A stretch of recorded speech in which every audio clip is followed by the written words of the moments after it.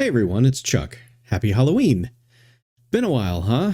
Yeah, so, I've been putting this video off for a while, and I guess Halloween seemed like the best day to put this out, but let's chat for a moment about the past, present, and future of Watercooler films.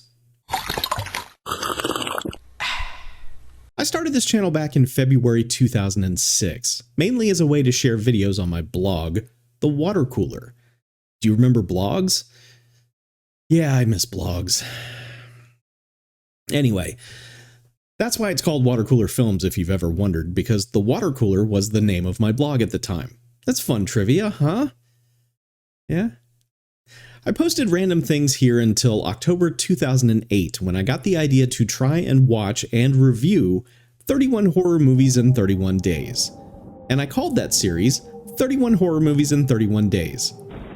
And that's when the channel took off, relatively speaking.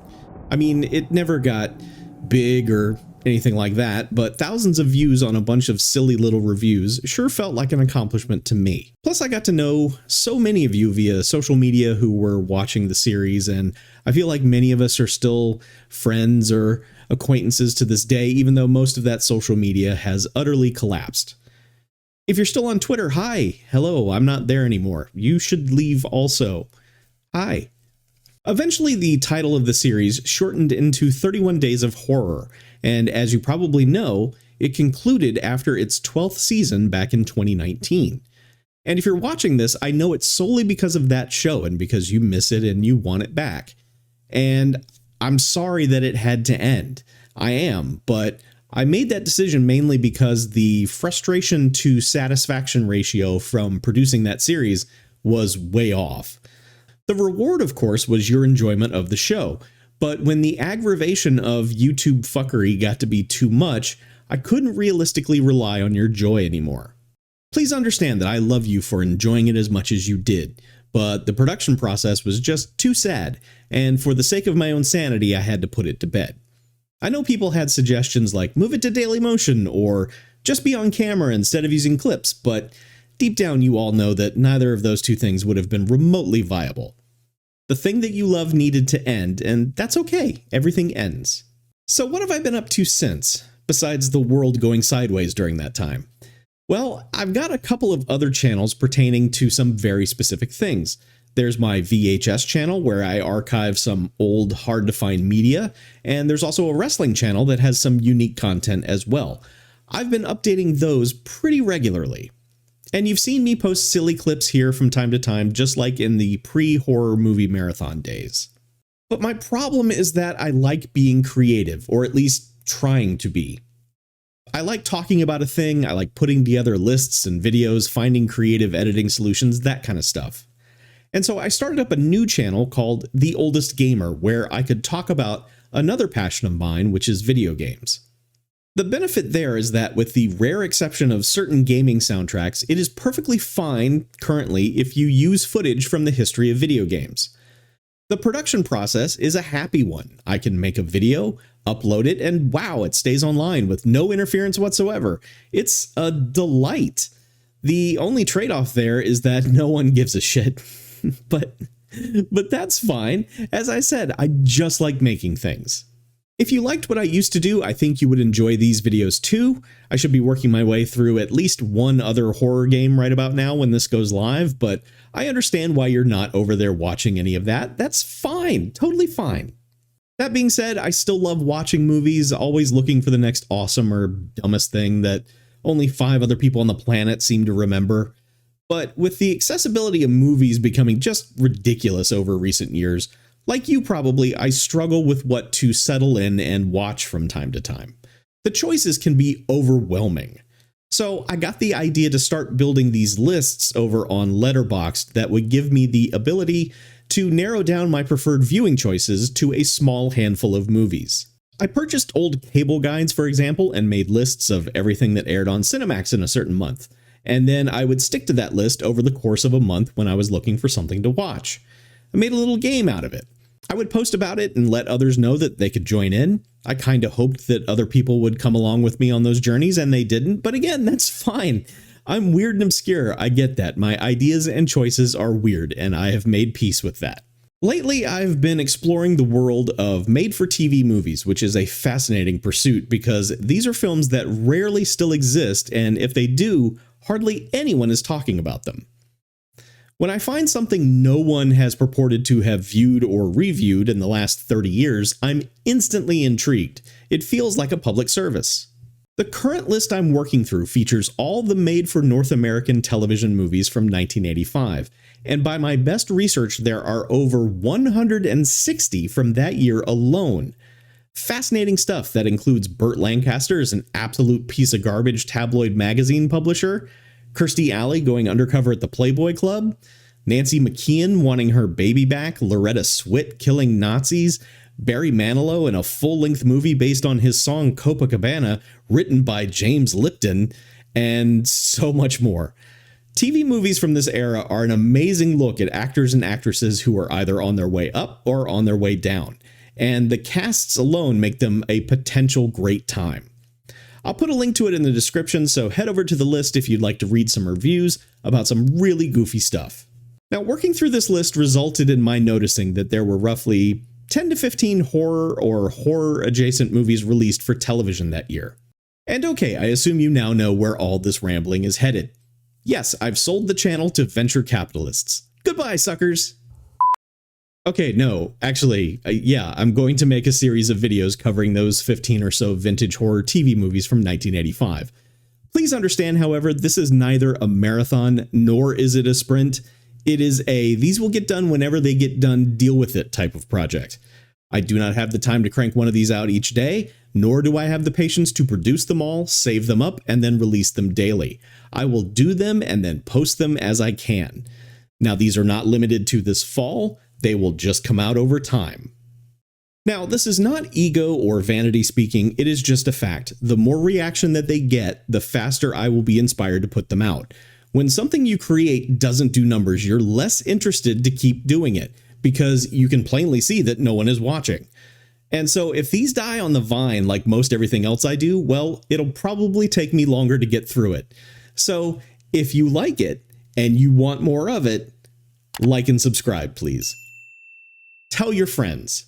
Post up on whatever socials are left and let people know about the thing that you like. And leave a comment. Comments are the best. It lets me know that actual humans are the reason why the numbers are going up. Again, none of that is ego speaking or vanity or anything of the sort. I'm not looking for praise.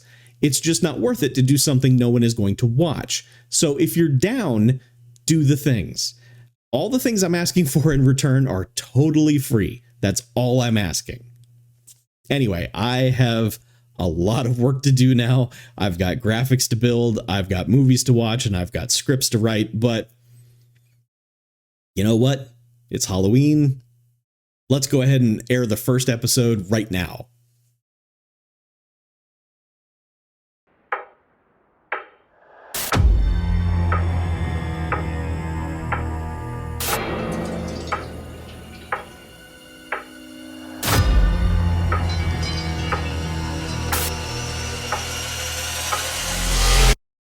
I wanted to start things off with Playing with Fire, which aired on April 14th, 1985, and starred teenage Gary Coleman as a pyromaniac. But that movie is literally nowhere. I checked my usual places, also YouTube, eBay, the Internet Archive. It is nowhere. As such, this is my current holy grail to find, so if any of you have a lead on where it might be, or have a tape of it just sitting in a box because you don't think anyone would care about it, please get in touch. Update. Hey, this was already produced, but I have breaking news as I'm editing here. Someone found it. It exists, and I have it now. It went up on the Internet Archive, and I was able to snag it before the Internet Archive got hacked and taken down. So, look for that soon.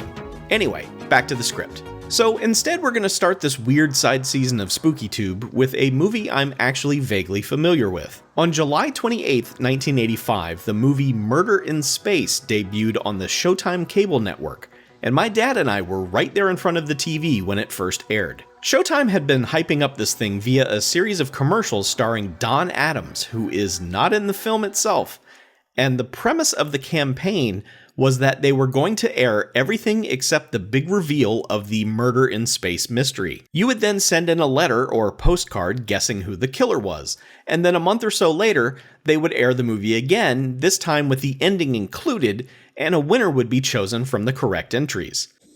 It's time once again for Ace Detective. Ace Detective. How does a good detective solve a murder? He starts with the evidence. He throws out useless information. He eliminates suspects. He discards the obvious. He works until he's left with only one possible answer. A quart of milk, a head of lettuce, and 2 TV dinners. Love, Louise. Don't miss the conclusion of Murder in Space, September 14th at 7:30, 6:30 Central. More on all that in a few. But first, let's talk about this hot Canadian space thriller starring the very hunky trio of Wilford Brimley, Michael Ironside, and Martin Balsam. Try to stay cool, ladies. While the title of this film is Murder in Space, they also throw this whodunit onto the title screen, and I don't know if that's branding or a subtitle or a tagline or 9 International Space Lab astronauts are returning from a mission to Mars. And by international, we're only talking about the various white people countries, apparently. The ship, which I believe is the same ship model used in the beginning of Battle Beyond the Stars, but who knows if it originated there or not, but the ship goes silent, and for 9 weeks they have zero communication with Earth. Then, 3 days away, communication is re-established, much to the relief of mission director Wilford Brimley. We've got him, Doctor. We've made contact. Let's go. And just put all that missing for 9 weeks stuff out of your mind. It's immediately compelling, but yet completely irrelevant. There was no murder while they were radio silent. They didn't go through the event horizon, chaos dimension, or anything. It means absolutely nothing. A mild inconvenience at most. Literally no big deal. You thought the murder would happen during this period and now it's up to the people on Earth to solve it? No. Now, also keep in mind that this is 1985, and so much of the story is littered with Soviet Union-US relations. The 2 Russians on board the spaceship are now mad at Captain Michael Ironside, who despite being Canadian is playing an American. Their anger stems from some sort of cowboy tactics he used to get them off the surface of Mars and on their way back home. But also, the Russian lady is mad at Ironside because he won't sleep with her, despite her advances. Oh, also, Mission to Mars, forget that too. There's one scene where Canadian guy is studying a soil sample from Mars and is disappointed that it's completely unremarkable. I don't see anything. What is it? Looks to me like good old Canadian dirt. Kind of find in my own backyard. We travel 150 million miles to the Trivium Chirontis, and what do we find? A rock garden. Whole damn mission's been a waste of time. And while there's some random speculation that radiation on the surface made everyone crazy and murdery, or that some Martian virus is making everyone get dead, Mars is a complete red planet herring. 9 people just landed on Mars, and none of them are remotely excited about it. Instead, everyone is preoccupied with weird beefs and bizarre love triangles. The married Canadian guy is sleeping with the Italian lady, but also slept with the Russian lady. German man seems to be into the Italian lady also, but it turns out that that's a cover because the German man is having a gay affair with the other American on board. Ironside and the Russian lady have both previous sexual history and a current sexual conflict. This one lady has a crush on the old doctor guy. You cannot run a ship like this. Everyone keep it in your pants, damn. Did the ship pass through the Viagra Nebula or something? Jesus. I was going to say something stupider there like the Areola Cialis, but nah, not worth it. To further complicate matters, everyone has weird secrets. The gay couple, of course, because it's the 1980s. The doc has a brain tumor that he's hiding from everyone on board. Canadian guy is diabetic in addition to sleeping with every lady on the ship. The Russians might have smuggled murder weapons on board. Whoever did the background checks and psych evaluations for the crew should be fired immediately and never work in this profession again. This is the worst possible assortment of people to be cooped up together on a long-distance space mission unless you're filming a detestable reality show or something. But okay, let's get to that murder. In space. What the hell happened? We lose them again? No, we still got them. Most of them. What? Olga Denorenko's dead. What are you talking about, dead? Dead how? Of what dead? For Christ's sake, people her age don't just die. I know. Oh, for Christ's sake. Russian lady ends up dead shortly after Ironside turns down her advances. And everyone is all, wait, what? A murder in space? And immediately the Russians suspect the Americans and all that jazz. Forgive me, but I have also learned that you are conducting an autopsy through space. Now, really, can such a thing have merit? We hope so. I mean, if there is some strange virus from outer space aboard that spacecraft, and I hope to God there isn't, well, maybe we can identify it. It doesn't help that the Russian lady is married to the Russian premier and was 2 months pregnant when she died, meaning that someone on board is the father, given the length of the mission. It appears the killer sedated her, then used something to block her breathing passages. A pillow, a towel, a glove. We can't tell yet. I have no idea why the Earthbound doctor lady is wearing a spacesuit, but she has that outfit on literally the entire time. On Earth. But see, okay, murder in space doesn't just mean one murder. Oh no, it's a whole crow of murders as Canadian guy ends up poisoned to death shortly thereafter. And the leaky bathtub? And the leaky sink? And the leaky roof. Right. It'd be nice to spend some time together. You know, just...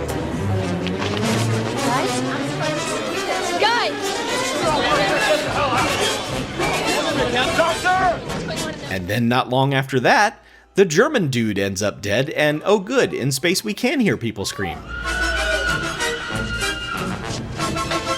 I was afraid I wasn't going to get to make that joke. I was saving that one up. Shortly after that, a bomb goes off, killing the Russian dude, just as he was producing a gun from his suitcase so he could go presumably kill someone else. The explosion forces the remaining survivors into the escape pod, which amazingly seats the exact number of remaining survivors and is in no way large enough for the full crew of 9 people had something else gone wrong. Anyway, the survivors are back on Earth and quarantine? Nah, just put everyone in a big party room together. Okay, 67 minutes into this movie, and it's at this point that the movie abruptly fades out, and I'm going to assume that that's where the initial airing ended. What is it, Andy? You know something, don't you? No, sir. Just guessing. Want to share your thoughts? Not yet, sir. Not just yet. Although it fades out exactly like that again 2 minutes later, at a much more logical breakpoint. So, I'll go ahead and say if you don't want the resolution of 1985's Murder in Space ruined for you, go ahead and stop watching this now. It's fine, I won't be mad. It's not like it's available anywhere, I think it got a VHS release, but that's that. But anyway, stop watching if you're interested. Okay, still with me? Alright, time to learn why my dad was furious at this movie when the murderer was revealed. The entire finale of the movie, the part we didn't get to see until much later, is just a conversation between Wilford Brimley and Michael Ironside, the latter of whom is in jail now apparently. The two men simply speculate about who killed who, and it's a clumsily edited clip show featuring moments from earlier in the film where a character does or says something that supports the hypothesis that either man is proposing. So there is no footage of the murders actually happening, no definitive proof of who did what, just speculation, and we're supposed to accept that as fact. And then, to make matters worse, their speculation is that there's not just one killer, but 4. Everyone who died was killed by a different killer, which is insane. Not only was everyone on board horny for everyone else, but then they all killed each other. Did they pick these astronaut candidates for this very important mission out of a hat at the Agatha Christie Insane Asylum? They theorize that the Russian lady was killed by the German dude because she was going to expose that he was gay, since she tried to sleep with him and things didn't, work out. At some point before that, though, the Russian lady spiked Canadian guy's insulin because reasons. I've already forgotten why. I think it's because he's the one who got her pregnant. Again, I forgot. Ironside is in jail because I think he kinda sorta admits that he murdered the German dude once he deduced he killed the Russian lady because it's his ship and he's in command and can dish out whatever justice that he wants, I think. And why he staged it like another murder scene is not explained. And finally, the Russian guy who died in the explosion was killed by a bomb that was planted there by his government in case something unflattering like the premier's wife getting knocked up by a mustached Canadian ever threatened to be made known to the public. What the shit?